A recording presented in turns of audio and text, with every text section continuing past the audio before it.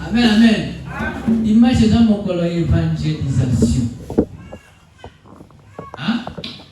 Maintenant, comment tu côté à Gaba? Peut-être que tu vas kotanga ma commis. Je l'aime celui qui est 18, verset 18 jusqu'à 23. Pendant la Luka, itapo zone na mwambi. Bongo mkemja kutanga zone na mwambi kino tukuda na misatu utangi yango na kombo na Yesu Kristo. Un chef interrogeant Jésus. Bon maître, que dois-je faire pour hériter la vie éternelle? Jésus lui répondit, pourquoi m'appelles-tu bon? Il y a des bons qui Dieu seul. Tu connais le commandement. Tu ne commettras point d'adultère. Tu ne tueras point. Tu ne déroberas point. Tu ne diras point les faux témoignages. Honore ton père et ta mère. Je dis, observez toutes ces choses dès ma jeunesse.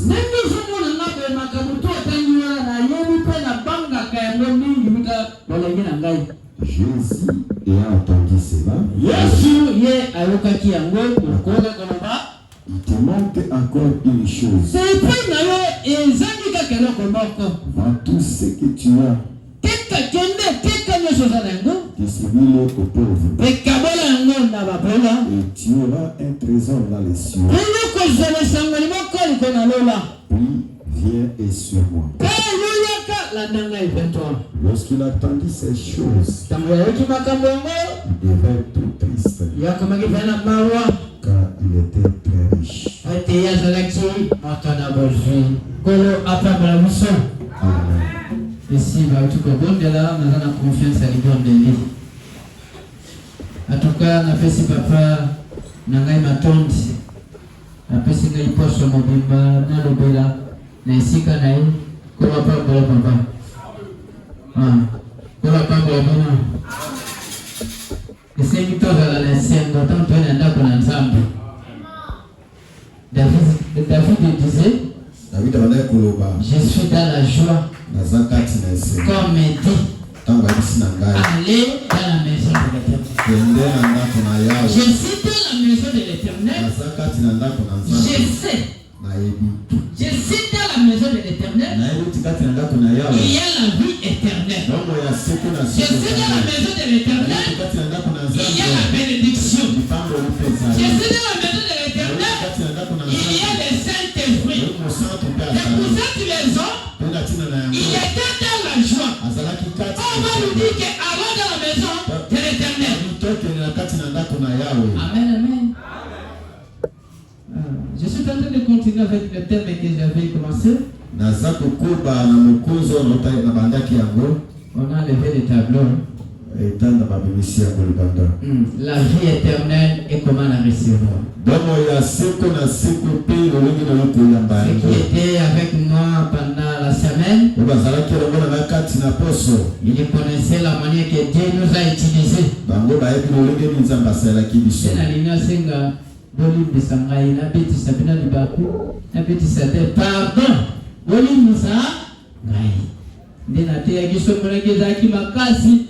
Et bien, tu sais, il va vous dire qu'on a un déco, naïo. La sortie, photo qui est née, la vie éternelle et comment la recevoir.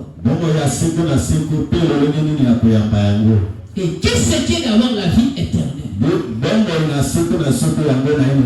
vie éternelle, c'est une vie qui ne peut pas finir. Et personne sur la terre peut donner à quelqu'un la vie éternelle. Amen, amen.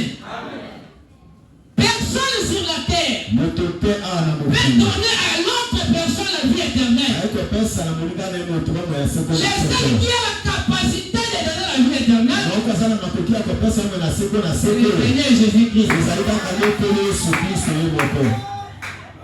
Amen, amen.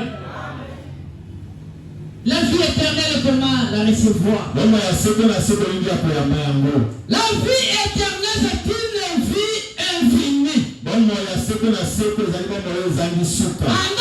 termes, la vie éternelle, c'est Dieu lui-même. Parce que le Dieu que nous sommes en train de servir, il est éternel. Amen, amen. Et comment la recevoir? D'abord la vie éternelle. Et comment la recevoir? Qu'est-ce que tu dois faire pour recevoir la vie éternelle? Est-ce qu'il me faut avoir beaucoup d'argent? Il me faut avoir beaucoup de femmes? Non! Comment la recevoir?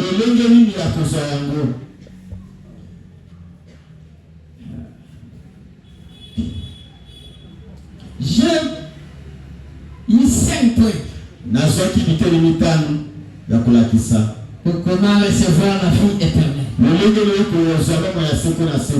Première partie. Reconnaître qu'on est pécheur et que l'on a besoin du Saint-Esprit.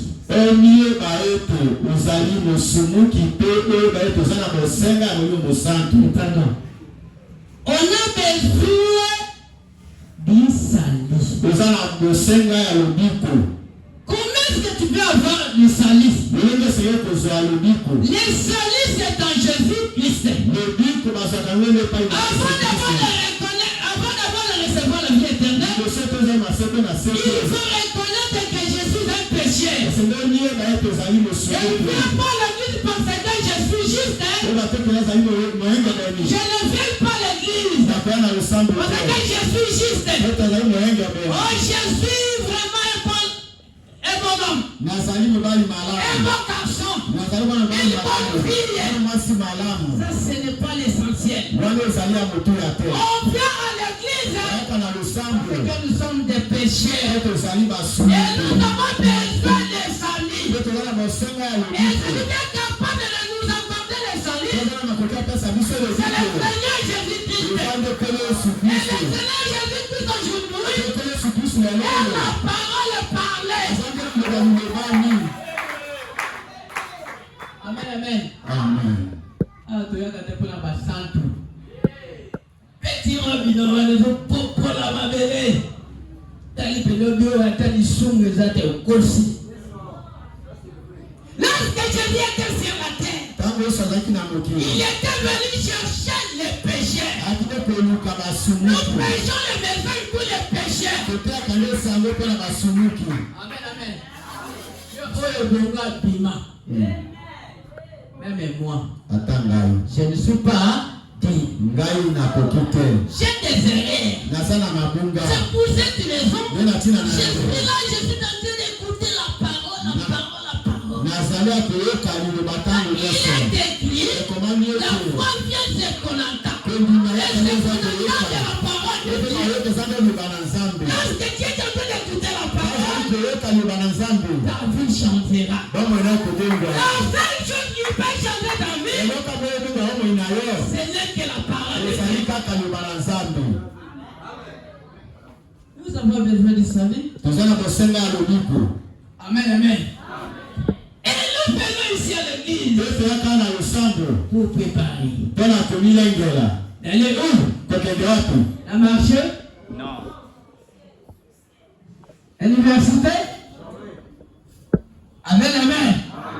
Nous venons ici à l'église pour préparer. Dieu avait dit à Abraham. Amen, amen. Les sacrifices. Amen, amen. Nous sommes prêts à la sacrifice. Nous ne venons pas ici comme l'habitude. Ce n'est pas pour s'habituer. Non. Nous venons ici à l'église pour la préparation. Nous préparons pour aller au ciel. Dieu a commissionné pour un homme pour préparer sa seconde venue. Amen, amen. Bon, il y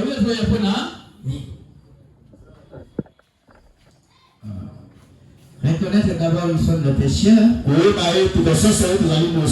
que nous sommes des pécheurs et nous cherchons les salis. Romains 3, 23. Écoutez la Bible. La vie éternelle, comment la recevoir? Romains 3, 23. 3, 23. Allez-y. Romains 3, verset 23. Car tous ont péché et sont privés de la gloire de Dieu. Amen, amen. Amen. Masumu la biso nyonso tosala katala molini. Ata libanga nyonso pesa na se manga wana. Ebona naka. Amen, amen. Car tous ont péché, ils sont privés de la gloire de Dieu. C'est ça.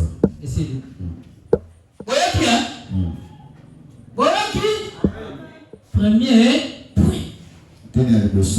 Masumu yo salaka wana. Ongaina to salaka tanto zalaka na mokili. Ebanda ko pekisa biso na kembo na Nzambe. Basemi wewe kiwana. Amen, amen. Ebanda ko pekisa biso liboso na Nzambe.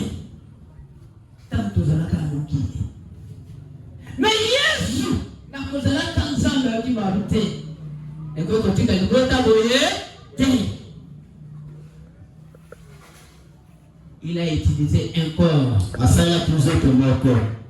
Amen, amen. C'est pour cette raison la Bible nous dit. Comment se mettait la parole. Et la parole était avec Dieu. Et la parole était Dieu. La parole avait fait des chairs. C'était le corps de Jésus-Christ. Dieu a voulu devenir sur la terre. Il a utilisé un corps. Il a commencé à marcher. La Bible c'est qu'il était venu sur la terre pour ôter nos péchés, pour nous donner la vie éternelle. Amen. Premier point. Reconnaître d'abord que tu es un pécheur. Et que tu as besoin du salut. Deuxième point. Par le Seigneur Jésus-Christ. Notre Sauveur et Seigneur. Tu peux être dans le message. Tu peux être dans catholique. Si tu ne crois pas le Seigneur Jésus-Christ,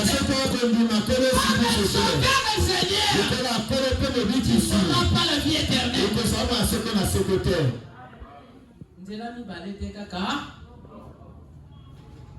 Et comment la recevoir? Reconnaître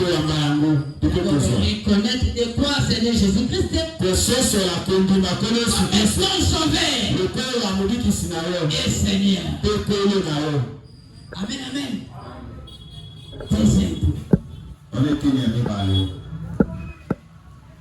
Jean chapitre 3, verset 16.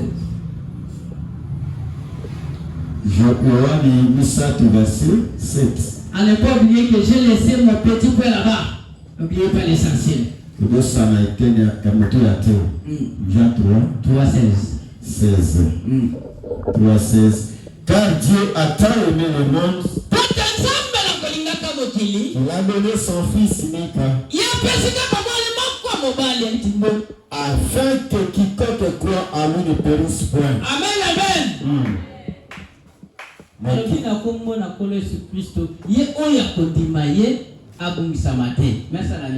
Mais qui est la vie éternelle. Amen, amen. Amen. On n'a pas dit de quoi à votre papa. Et ça, tu as eu de ma tata, votre maman, votre oncle, votre mari, mais croire au Seigneur Jésus-Christ. C'est lui la vie éternelle. Pour que tu puisses recevoir la vie éternelle, il faut croire au Seigneur Jésus-Christ. En dehors de lui, il n'y a pas la vie éternelle. Amen, amen. Répétez encore, il a dit quoi? 3:16. Car Dieu a tant aimé le monde, il a donné son Fils unique, afin que quiconque croit en lui ne périsse pas, mais qui est la vie éternelle. Ma sœur, tu peux mais ce qui te fait au côté de l'autre, vous allez vanité de vanité, tout est vanité. Prenez d'abord notre président de Mobutu. Il a pris beaucoup de l'argent. Il était appelé marchand. Comme il n'avait pas les sacrifices, il était à l'envers. Amen, amen. Tu peux avoir de l'argent. Tu peux avoir des connaissances. Tu peux avoir des amis. Mais si tu n'as pas la vie éternelle, tu passeras ton éternité. Et que là, dans l'Ishila, il était riche. Il était élevé dans une bonne foyer. Il n'avait pas la vie éternelle. Il connaissait la loi. Il connaissait les 10 commandements. Il n'avait pas le Saint-Esprit. Il était à la recherche du Saint-Esprit.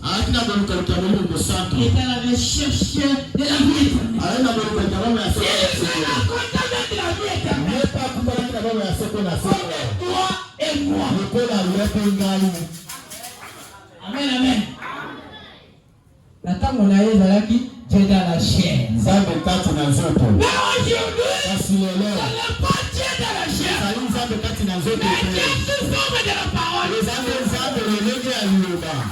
Amen, amen. Dieu sous forme de la parole.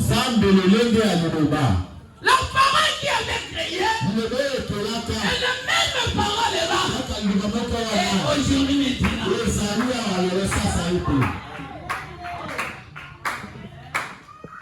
Bon maître. Moi, peut-être que tu me vois comme ça. J'ai perdu de la vie éternelle. Qu'est-ce que je dois faire pour arrêter la vie éternelle? Je ne vais pas refuser. Amen, amen. Papa, comme je suis kaka, et l'on peut jouer les cousins, il y a un autre personne d'ailleurs. Il a oublié. Il avait besoin de la vie éternelle.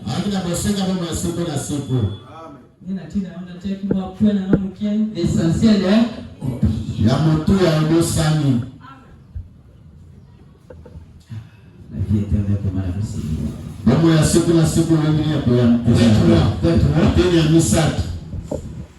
C'est reparti. Amen, amen. Oh, je veux la vie éternelle. Je veux la vie éternelle. Moi, je parle à l'église. On voit la vie éternelle. Ce n'est pas mauvais. La repentance. Voilà le secret de ça. Olivier Sanga, la repentance.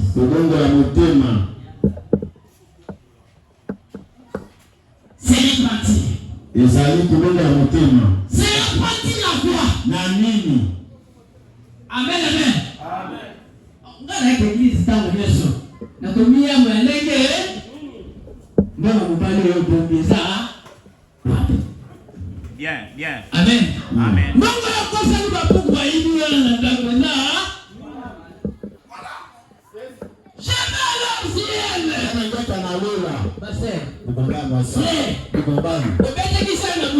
Vraiment. Amen, amen. Amen. ciel oublie. Je fais la vie éternelle. Ce n'est pas mauvais. La repentance. Le fou la bonne table, tout le bas de ton œil. Bien. La repentance. Mais bon, ça nous tout à l'heure, nous n'avons les bandits. Et là, comme on est, on doit. Tout droit. Amen, amen. Amen. La vie éternelle, comment la recevoir? Il faut la repentance. Il faut naître de nouveau. Si tu ne n'es pas de nouveau, tu ne vas pas au ciel. Mais si tu n'es pas au ciel,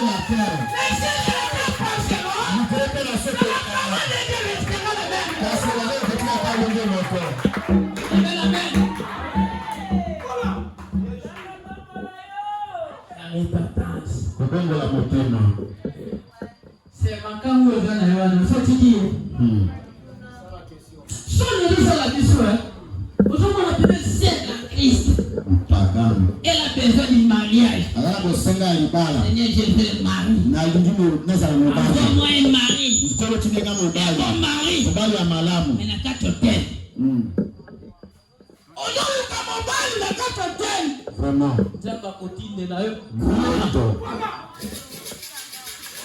Amen, amen. Amen. Il y a catholique qui connaît la télévision. Jamais. Où est la différence? D'ailleurs, l'habillement, l'apparence, et ce pas sa moto. Vraiment. Et là, tellement là, comment le parcours est pas la bateau. Vraiment. Tout droit. C'est ça. Yo je suis en train de ok ça bilo comme weekend de dans la bilo quoi ya Bien, bien, bien. on commence comment la mobile il le cola qui zing Tout droit. qui zing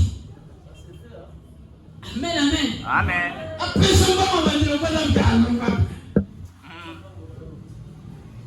ma sœur c'est père na ko ça na yango Vraiment. Dieu fait les amours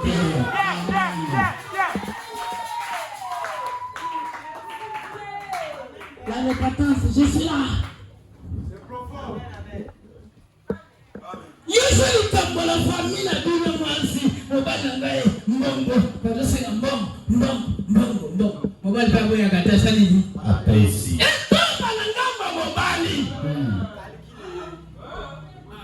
On est le bien. Profitez de la grâce. Chérie, anniversaire à la maison. Le compte de nous en Bretagne. Amen, amen. Amen. Répentez-vous. Car le royaume des cieux est proche. Il a dit, ce qui était passé au temps de Noé, on verra le même. Bien, bien. C'est comme ça que de voir. C'est le signe du temps de la paix. Il n'a plus du temps.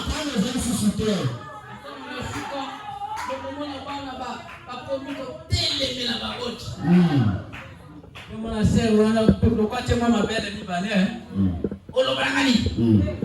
Olobanga. T'appelles comme une maman lokola yo. Oh! La repentance. Kudongo la motema. La repentance. Kudongo la motema. Pour aller au ciel. Avec un alela. La repentance. Et Seigneur le dongo la motema. Obanga kama mama na yote. Basani sokola, ozo sokola te. Mama yotenga mwana na libala, obongise neno te. Ndio baba fwa nyuso na mwana za foto ndote kaka. Ya mama na yo. Amen, amen. Amen, amen. Mama na kisi mwana tama dose na ndote pesa mwana na libala. Okoma se mettre la parole. Na bazaki ni. Okoma se mettre la enchaînement. Donc vous savez comment dit ça. Marier une femme est une base de caractère. Tu peux être belle. Si tu n'as pas les Saint-Esprit, tu n'as pas le caractère.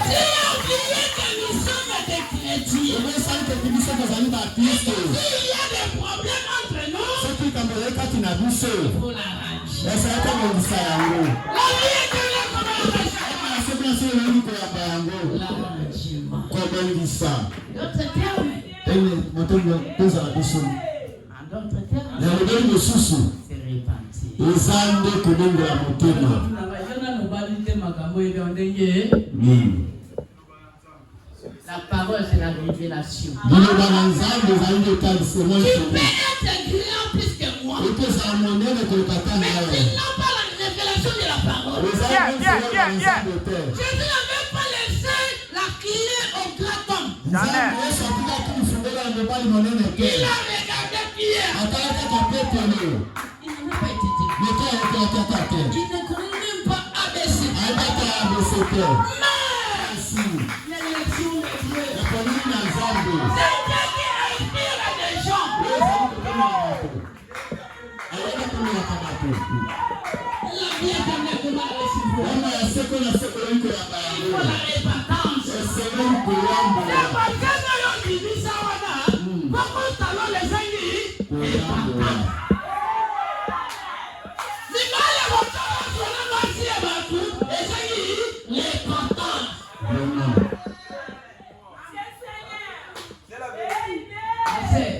Nous allons les amis passer.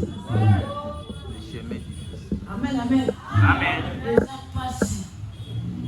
Que c'est ça facile. Pour nous dire babenga. Vraiment. Nous tika na kotonga batu nde kwana. Kwana penda ko talon la tête. Ce n'est pas ton problème. Amen, amen. C'est le problème de qui? C'est les promesses du Seigneur. La vie éternelle comme la vie. Il a dit quoi? Répétance. Acte 3, 19.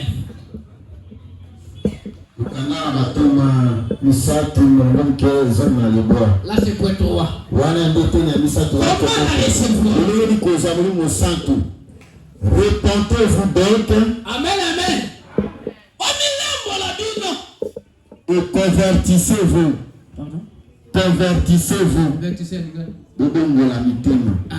Pour que vos péchés soient effacés. Amen, amen. Amen. Pour que vos péchés soient effacés.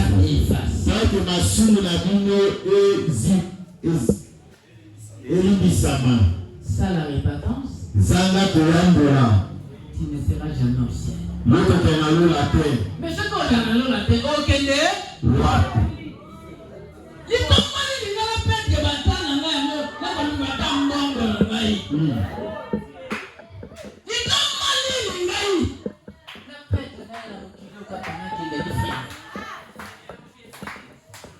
Amen, amen. Amen. Pour que les difficultés. Amen. Dans la moussala, il y a ça qui est close pour la Dieu a quitté le ciel. Zamba tika kilola. Il était venu sur la terre. Il a pris ta place. Toi qui étais pécheur. Il est devenu pécheur à ta place. Elle est grâce. Amen, amen. La vie éternelle. Pour la recevoir. Il faut la répandre. Ah chérie, on a la salle où on est à Vraiment. Elle ne dit pas comme ça. Il va ranger. Et surtout, nous ne pouvons pas passer. Madame, on va la mettre en que votre va passer. Vraiment. Voilà. Et là, mon tomoko, on a Amen. Les yeux de Dieu voient tout. Il a dit à Nathanaël. Avant que Philippe t'appelle, je t'avais dit. Ananias et Saphira. Ils ont menti les prédicateurs. Ils ont menti Pierre. Mais Dieu voit tout. Il est dans le cœur et dans les. Il connaît même nos pensées. Il a dit, on va mourir. Alors moi, ce qui est dit que ça passe, c'est Fandana. Vraiment. Donc, on dit ça, on n'a pas de et si là. Pourquoi que le problème de pas me dire que ça a quitté? Qui c'est? Parce que vous savez que tout ma casse. Tu as kufunda batwa kuna sema pastor kama 10 bosaba na nzambe bolengela ya sana kapona toli ndo wako sai mtangia pesa toli uko sasa kama nini est-ce que vous avez la commune jamais la vie éternelle donc c'est quoi la sœur on a besoin yango il faut la répandre et c'est que le yambola parce que Ah bien aimé, likambo sala ki wana. Eza mabe. Bible pekisi bongo. Komeka kalisusu. Est-ce que ça lui mabe? Bongo tabango do kose na likambo nini? Bien. Parce que bongo c'est la bapuku te kuna mbongo na bino. Vraiment. Na bonde libyo bongo c'est la bapuku. Soko limbongo fa pesa koloma na le kwa mobali na ngai. Amen amen. Amen. Yoga mobali na ngai et puis na luta na mopambi na yo. Kaki na leko sala. Tika kokose na bapuku. Vraiment. Na bana. Maman Mswahili na deja mwana wana. Yo ni na boti. Vraiment. Amen amen. Tozo kenya? Malembe. Na unga pete. Mukata kake. Vraiment. La vie est éternelle comme la risque. Baba seko na seko ni ko sa yango. Il faut la pardon. Seko ni ko ya. Avec la lumière il y a pas d'abou. Et chacun de vous soit baptisé dans le nom de Jésus. Il n'est pas encore baptisé dans le nom de Jésus. Il est encore païen.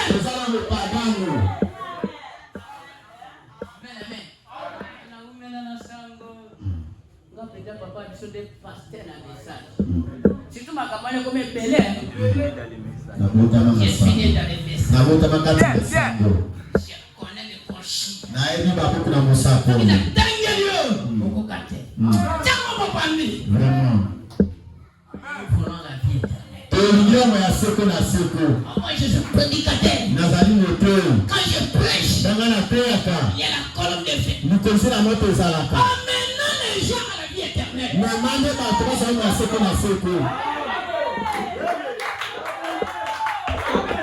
Amen. Je peux te prêcher de l'argent, des voitures, des voyages. Mais si je ne te prêche pas la vie éternelle, je ne t'aime pas. Amen, amen. Amen, amen. Si je ne te prêche pas la vie éternelle, je ne t'aime pas. Quand je biso toyena mokili oyo baleki nzela tobika lokola baleki nzela ote mokolo tosali ok amen na teyo pa kufanya tuka ozume mtu kango te kufa pe yefio ok ne wa Bien. Amen. jamadi zamba bina ngai alobi iyo atali pe aji na ngai eta mfuku feye lelo na jwe loko yango mais soko te yakisa bokonda likolo yelo meisasa la parole de Dieu kosa na nzambe serait na kosa moto na sengo amen amen amen la vie éternelle bomo ya seko na seko pour la recevoir wana kosa yango il faut la répartir esengeli kuyambula okomisa mwasi na yo litote mbunda afande kona yo vraiment mosalima mosala nzambe apesi yo 5,000 soki okabaki ata mwa 500 na nzela je sais azwaki 5,000 nakabi 500 etikali 4,500 ekosala nini bambongo oyo evwa nao soki okosi ser omwatolobenda ya problème kana yo moko oketu mosusu obimi 0 pokosaka ser nini amen amen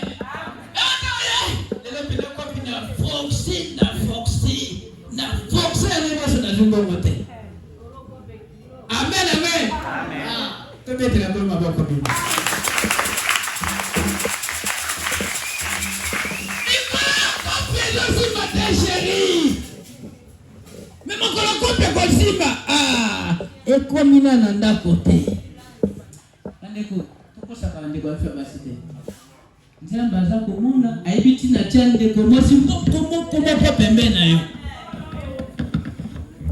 amen amen amen soko na piaka yenda kiyaka ole na nda vraiment na moko yako zwa obosa ni yango Amen, amen. Amen. Eh, ce qu'il faut aller à Pierre pour voir l'obéissance n'a pas passé. Vraiment. Ok, achète-le tout qui l'a travaillé. Vraiment. Achète-le ce qu'on t'a pas dit là-bas. Voilà, il y a ça, hein? Piaka. Mais mon collègue va m'en aller. Ah, faut un lion.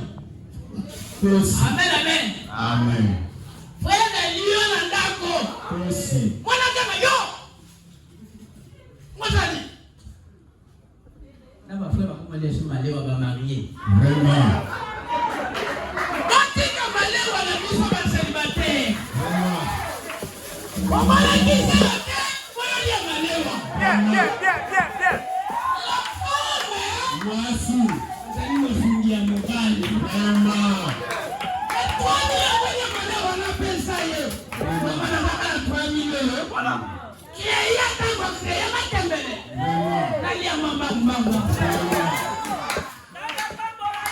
Amen. Eh, attends, moi, si on a ça, la maman, ça dit nous. Voilà. Attends, la maman, il y a pas la carte. Vraiment.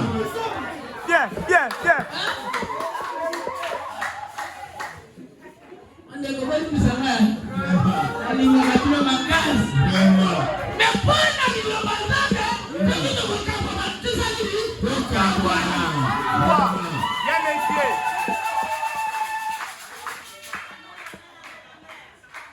Amen. Amen. Et sur mon île, il faut que je sois là avec ma mère. Vraiment. Mais n'a pas. Oui. Tout le monde a un dégât. Ah, frère, parce que dans le frère, je suis, frère, tel la jobé là. On va bien, frère, la jobé, la jobé, on a ta ma colonne, ça dit. Ah, ok. Pas de problème, na komi. Yo bouli, yo na kolia, na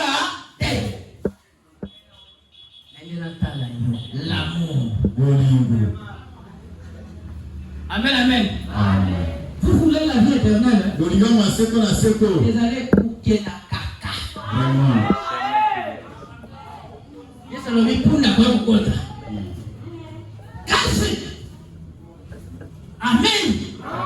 Moto pas content. Et ça ne veut pas cause. N'est-ce pas que c'est la vacances? Ma sœur, c'est qu'on a mobile comme les bakuna les gambo. Frère, na yo e kotala yo, oke comme mandulu. Merci. Yeah. Amen. C'est Jésus Dieu, frère Waya.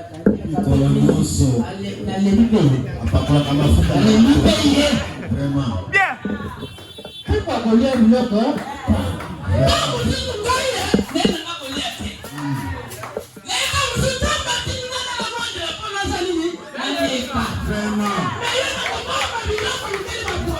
Vraiment. Pourquoi vous la montez? Frère Waya, chérie, il est ici. Il y a un moment où il y a un biso. Vraiment. La profondeur.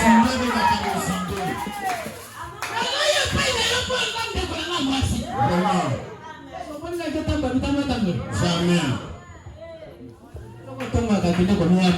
Vraiment. Amen. Faut que je suis dans le bel côté. Je vous prêche la parole. À côté, il y a une belle bas. Je suis en train de lire la Bible. Avec autant de Bible. Les cieux et la terre passeront. Mais la parole de Dieu ne passera jamais. le peuple avec la parole de Dieu. Parce que la parole c'est notre vie. Et si tout le monde est prédicateur, attention avec la parole de Dieu. Nous serons deux fois jugés. Amen. Deux fois jugés. Prêchez la parole de Dieu sans gants. Amen. Comment dire aujourd'hui? C'est un livre de la loi. Ne s'éloigne pas de ta bouche. Et de la jour et lui. Amen.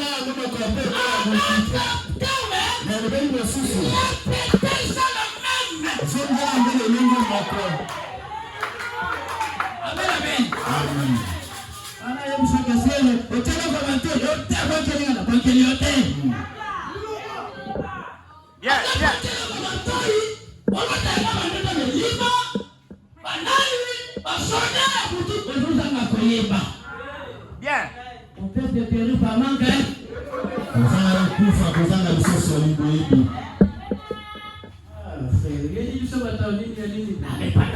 Ugongo la motema. Gambola. Surtout dans les balles, il y a pas. Ils ont régné. Mibali ya bato botika. Toko na mobali bondela ndamba pesa yo. Mobali. Base belé. Et donc ça galini ne pressé na vie. Kozala mbangu. Amen, amen. Frère, au salut pressé, nzambe na bana cause c'est mobo karikate. On a pas d'activité comment comprendre ça. Moi c'est na ngai wana. Ce qui n'a yéba kapenda, la répandance. Gambola. C'est quoi yéba kalu? Nana tinda yo. Vraiment. Est-ce que c'est là qui de la dans nzambe? Mbangu na yo oziki lolem. Kamna munoko. O kalinda nde zoye. Yo moto lingaki ye. Yowana. Je suis dédié. Quatrième point. Recevoir Jésus par la foi. Amen, amen. Recevoir Jésus par la foi. Aujourd'hui, Jésus n'a pas sous forme d'un humain. Amen, amen. Pour reconnaître Jésus, on doit le reconnaître par la foi. Pour aller au ciel, il faut le reconnaître par la foi. Jésus a dit, Okoyi bate. Ndiye kwa tumasani ni. Amen, amen. Omoni yete. Omoni peli kabangote. Mosani ni. Reconnaître Jésus par la foi. La foi est une fermentation. Enfin, je suis nakopé Seigneur $10. Yo. Frère, regarde, on paie ça à $10. Ça dit, on paie ça. Amen. Amen. Mais ça va douter à quoi ça va être lié. Il quand même est pour toi, ça dit. Bien. Reconnaître Jésus par la foi. Aujourd'hui, il n'est pas dans le genre humain. Il est sous forme de la parole. Il est en train de prêcher la parole. Amen, amen. Il est aussi l'esprit.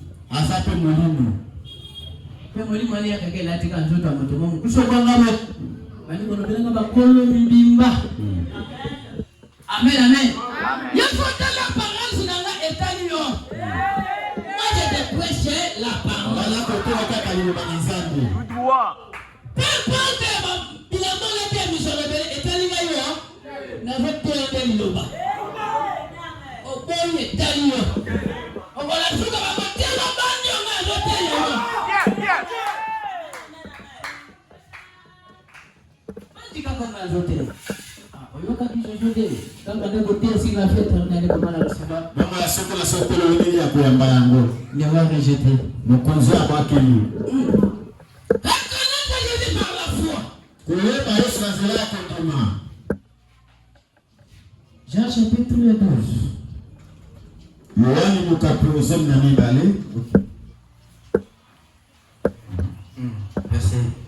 Chapitre 1, verset 12. Chapitre 1, verset 12. Mais à tous ceux qui l'ont reçu, à ceux qui croient en son nom, il a donné le pouvoir de devenir enfants de Dieu,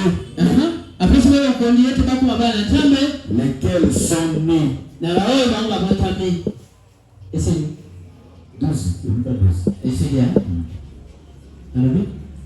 Mais tous ceux qui Mais à tous ceux qui l'aiment ici, et à ceux qui croient en son nom. Amen, amen. Amen. À ceux qui croient en son nom.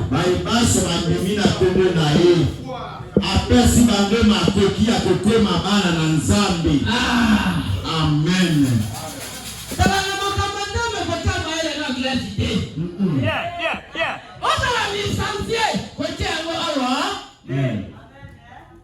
Vous avez dit qu'il y a inspiration et le monde est. Combien les saluts au Kenya Zambi? Ça va personne la Bible est en train de se regarder. On est qui n'a le regarder. Amen. La fille est en train de faire la vérité. Ce qu'on dit, mais il est sur mon bâtiment. La condiment. Yesu azali iyo azali. Apesi yo makoki. Ya kokoma tokozala mwana na Nzambe. Mais mwana Nzambe akotika na sete ukokota na lola. C'est imposa na kondima. Uparticipe kondima na makambo ya Nzambe. Banda ba kondima polo obeta katembe. Okoza swali sendenge. Isa sito bondeli. Oetika linda basani ni. Yo meta moto yona na mana gara nguyate. Oh, yona moto na nguya. Okono ba bipo moto bixama. Soko bifo je soko mela pona nga. Na ba biko utawapa na moto beningai. Amen. Amen. Yo moto beninga ga biko na kondima ke soki na bondeli pona usani ni. Bo biki. La puissance de Dieu, une puissance. Dieu se cache et se révèle dans la simplicité. Dieu a sa manière de faire les choses. Il peut descendre comme le fait. Amen, amen. Il peut descendre comme la loi de gloire. Mais il peut descendre dans la simplicité. Après la parole de Santa. Si tu crois, tu verras ma gloire.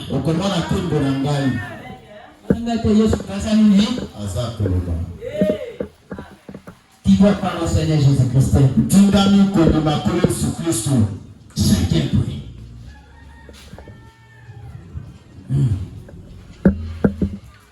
Persévérer dans une vie d'obéissance à Dieu. Dernier point. Persévérer.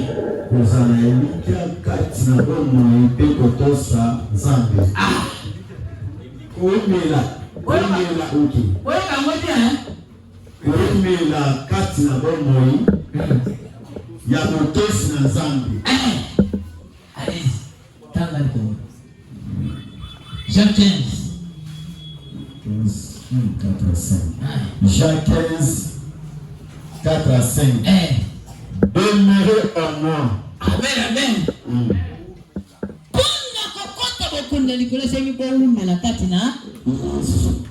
Et je demeurerai en vous.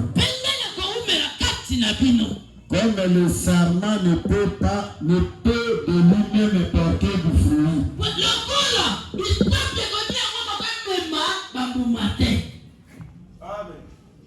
S'il ne demeure attaché au cep,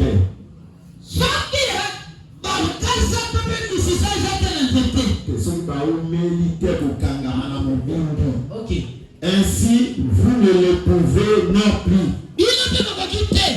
Si vous ne demeurez en moi. Je suis le cep. Vous êtes le sarment. Celui qui demeure en moi et en qui je demeure porte beaucoup de fruits. Car sans moi, vous ne pouvez rien faire. Amen, amen. Amen. Sans Jésus, nous ne pouvons rien faire.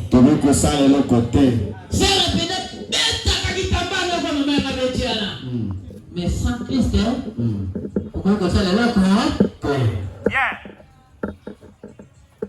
Amen, amen. Amen. Soutenir l'église. Tournez les dîmes. Mais si tu n'as pas Christ à toi, tu as oublié l'essentiel. Amen, amen. Amen.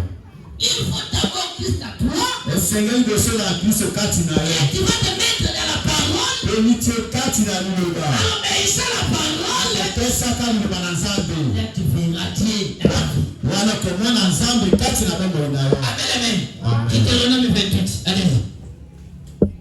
Deutéronome 28 ans. Est-ce que là, ok? Mais dis quoi?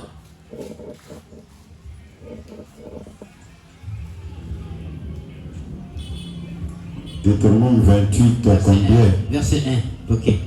Si tu obéis à la voix de l'Éternel ton Dieu, Amen, amen. Si tu obéis à la voix de l'Éternel ton Dieu, en observant et en mettant en pratique tous ces commandements que je t'ai prescrits aujourd'hui, l'Éternel ton Dieu te donnera la supériorité sur toutes les nations de la terre. Amen, amen. Si tu veux aller au ciel, Ce que Dieu te n'a là, il faut l'obéissance à la parole de Dieu. le Seigneur a le tous les ensemble. Amen. La parole nous dit, Nous devons dire, c'est au camp à s'occuper, au camp, au camp, mais je te dis, il y a c'est qu'au fil de mon bas l'intérieur, il y a vraiment. il y a pas un moment à dire, on a dit, il y a hein? Ainsi dit le Seigneur. Si tu Abraham Azalak obéissant, engage appelle-moi là. Amen. Et les enfants que nous avons besoin aujourd'hui, c'est la vie éternelle. Amen, amen. Abraham Azalak Isaac. Mais nous attendons notre tour. Amen. La vie éternelle comme à la mission. Moi je veux la vie éternelle. Voici les principes pour avoir la vie éternelle. Pour avoir la vie éternelle, il faut l'obéissance à la parole de Dieu. Avec aussi l'humilité de la parole de Dieu.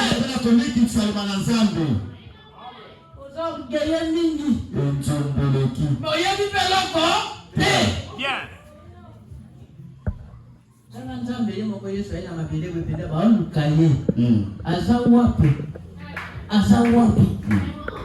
Jésus de Nazareth. Il est où? Il est où? Il était là. Avec humilité. Et donc vous demandez, Lendo. Bien. Amen. Donc voilà comment Dieu lui va dans l'âme. Mais Dieu m'attend. Et ce qu'on fait, c'est qu'on est ni pas y avoir qui voici pas sundaye. Donc on va bali. Tout petit gars Vraiment. Donc du bien ni yo mon bali ga père. Bien. Parce que la mission a commencé à Kenya Congo. La vie tu vas pantalon, la zone à cause que c'est pas bon. Amen. Amen. Jésus, hein? Jésus. Jésus m'a pantalon ma sœur, ce qui Bible me dit que ça là, comment il s'est là, comment porter la liloba. Il dit, oh, il y a Colombo là, comment le faire ça, il dit, et Colombo là. On va peut-être pour que l'on ait un pantalon là, quand tu es simple, on va payer, hein. Pour ça la remarque. Vraiment. Et nous savions que, non, moi, c'est le lato, c'est pour tel le nom, pour faire besoin de connaissance, n'a qu'à me le savoir. Oui, bango malam. Ça là, maintenant, les gens qui m'ont collègué dans la cope, pour la qui pantalon, ça dit. Okomi na kati. On y se caca, mais il y a quoi, il s'est yo, comme on était que ça, là, mais cope, c'est pas ça. Frère, ça va, le monde qui m'a collègué, ça va, le canal, c'est un mandat. Ça va, qui ça va, c'est une macate. Voilà. Pourquoi ça va être?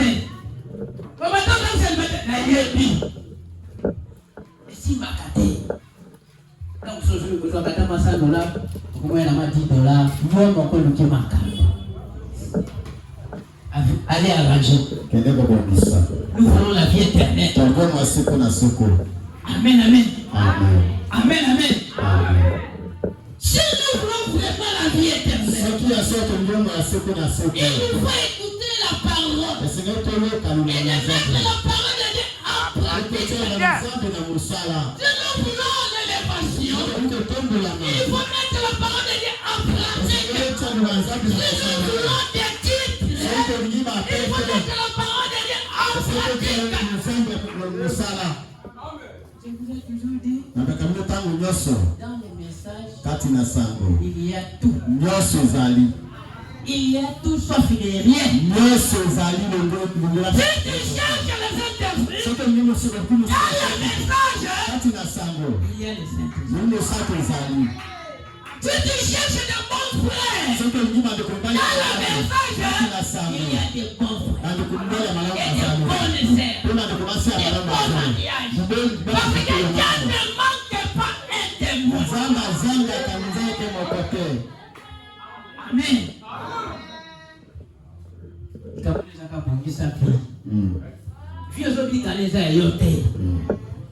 Amen.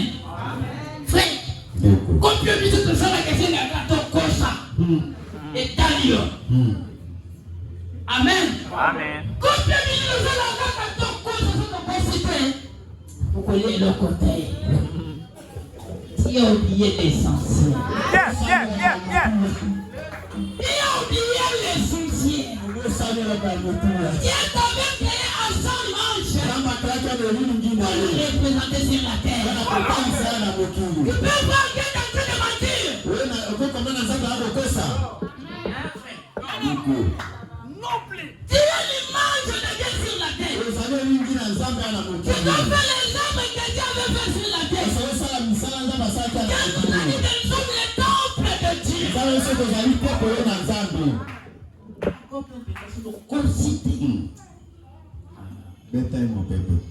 Ok, Satan est un prédicateur vraiment puissant. Vraiment. Descends. Différence c'est que là qui est là hier. Quand tu suis dans les tout puissants, il y a ça. Amen. Il est vrai prédicateur. Il y a solo pénal de Bible au matin. Premier prédicateur.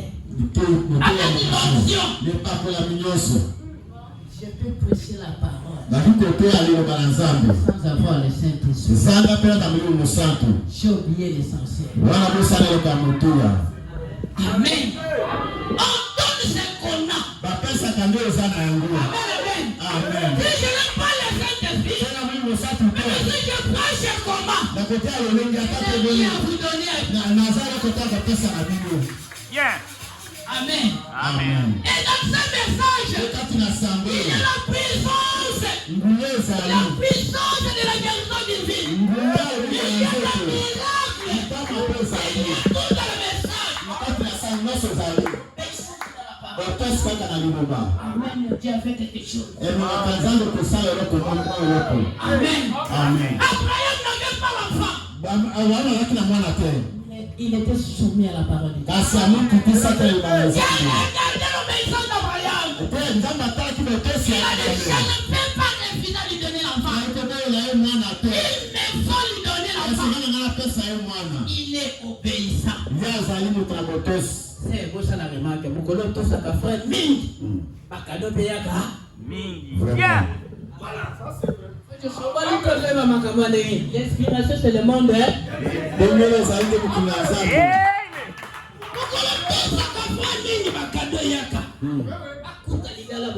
Vraiment.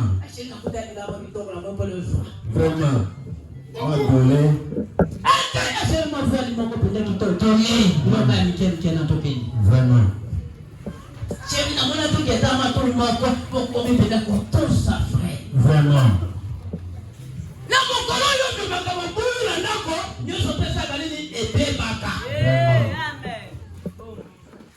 Amen, amen. Amen. Non, lamba te. Moi, tu peux la gabier. O tia makala ngodo simate. E ba ni na homo ko mama. Amen, amen. Amen. Et bani na moko. Yo mtu sake makala esa nini? Epelate. Makolo pelenda kuzala kimbe makamketa mbola ataka. Pepele. Wai. Amen. Na makala yake baba siliki. Na pela silika. Amen. Kusikika kama mimi te mama. Vraiment. Elongina wana te mzee kufungwa mapokeo zote bila maana bala masiki toko. Vraiment. Akoya pasi mwa melongeo sheri na mai. Vraiment. Tangu kanga ngona te. Lo kwa mambula kwa India. Mula pende India zo yala ndengo kama kasi. Wapasi babo. Exacte. Tio bien ça. Osa yale ka motora. Sengo mobile tango zo mona mwasi na hii. Bazana harmonie. Nzambe ayaka. Boyokani. Amen. Amen. Amen. Amen. Je la mets Ecclésiaste 33. Verset 1. Dans le ça. Ecclésiaste 33. Ecclésiaste. Ecclésiaste. 33. Isso aqui na 12. Isso aqui na 12. Oh, pardon, Ézéchiel. Ézéchiel 33. Ézéchiel 33. Verset. Premier, Dokita. Tina.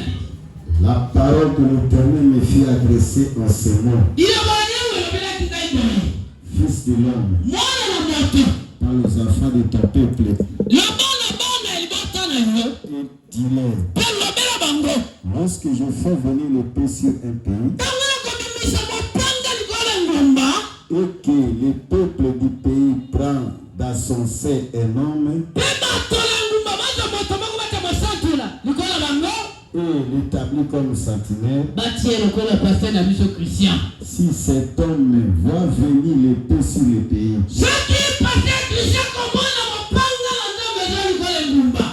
sonne de la trompette. Amen.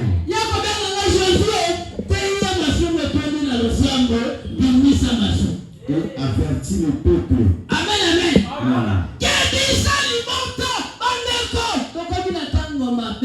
Et si celui qui entend le son de la trompette ne laisse pas avertir,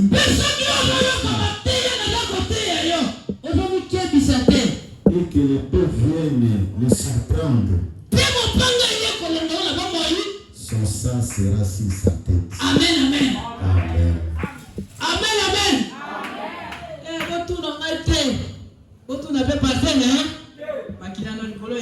Le ton dans mon corps. Il a attendu le son de la trompette et il ne s'est pas laissé avertir. Son sang sera sur lui. S'il se laisse avertir, il sauvera son âme. Si la sentinelle voit venir l'épée et ne sonne pas de la trompette, si le peuple n'est pas averti et que l'épée vienne enlever à quelqu'un la vie, celui-ci périra à cause de son iniquité. Mais je demanderai son sang à la sentinelle. Amen.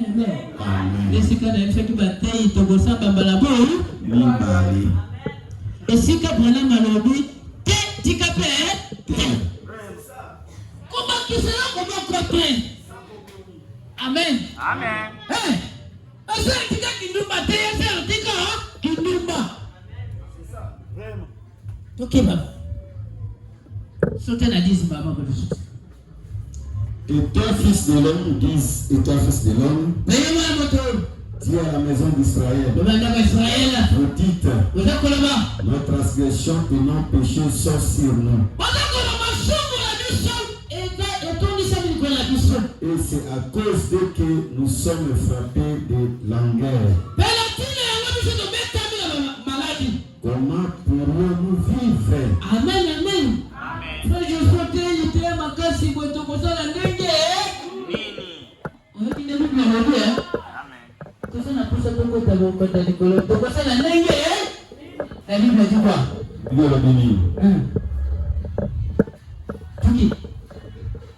La 10e Kita. Après nous va répondre. Dis-leur.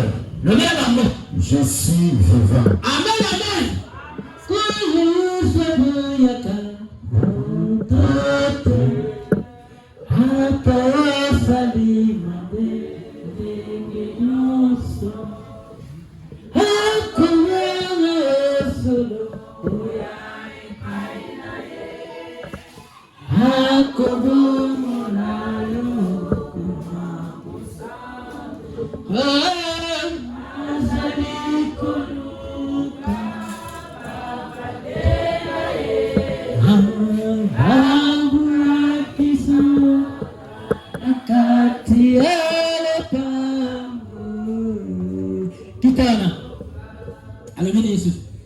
Dis-le que je suis. Dis-le, le Seigneur éternel, ce que je désire. Ce n'est pas que les méchants meurent. Ceux qui me changent de conduite et qui vivent. Amen, amen.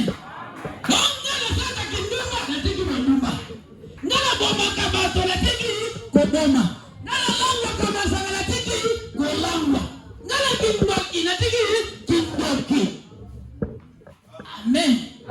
Lelo basema message bakona ke lukana bonganga akanga mobile na kisi po lekia mpoli. Amen. Amen. Atena kanga mobile na kisi kama kote ozambe mpoli ya mwana zoko kanga mobile na kisi. Lilo banzambe pebo lingo elekia takisi na makasi. Amen. Amen. Soko teka lilo banzambe eko memona motosi eko memona na wango. Soko teka lilo bani sato mobala ngopendezi kama ko okay droit.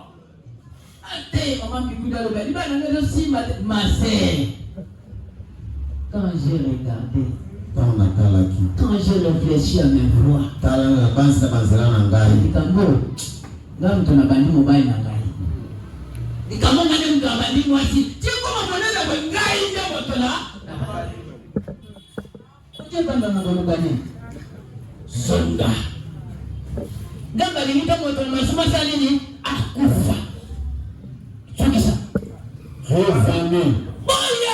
revenez de votre mauvaise voie.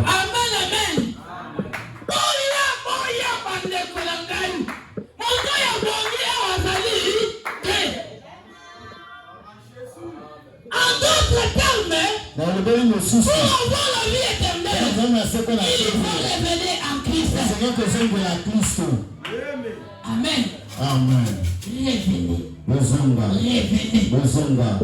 Avec vos vraies voix. Nabanzela na bino ya mabe. Et pourquoi mouriez-vous, maison d'Israël?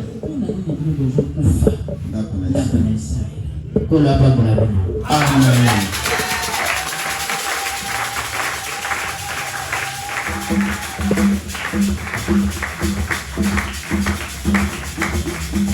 Dieu apambola biso.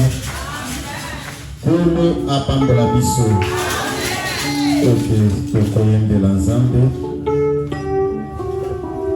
Tokoyembela Nzambe sima mokolo mokana biso.